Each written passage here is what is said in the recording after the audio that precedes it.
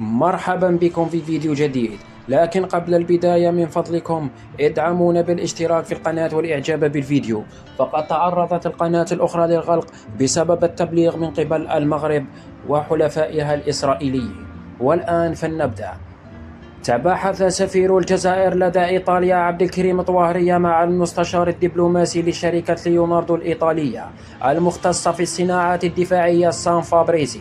وأفادت أن سفارة الجزائر في إيطاليا في تغريدة لها على صفحتها الرسمية عبر تويتر أن الطرفين تطرقا إلى مشاريع المستقبلية لهذه الشركة في الجزائر، لا سيما في مجالات الصناعة والدفاع وتطوير التكنولوجيات العسكرية الحديثة، حيث تم إمضاء عقود تأسيس شركة الجزائرية ليوناردو هيليكوبتر بحضور كل من اللواء عبد الحميد رئيس الأمين العام لوزارة الدفاع، والفريق الأمين العام لوزارة الدفاع الإيطالية، والمدير الوطني للتسليح، حسب ما أفاد به بيان وزارة الدفاع الوطني. وأضاف البيان أن هذه الشركة هي ثمرة تعاون بين شركة تطوير صناعات الطيران إيديا التابعة لمديرية الصناعات العسكرية بوزارة الدفاع وشركة ليوناردو انترناسيونال، تجسيدا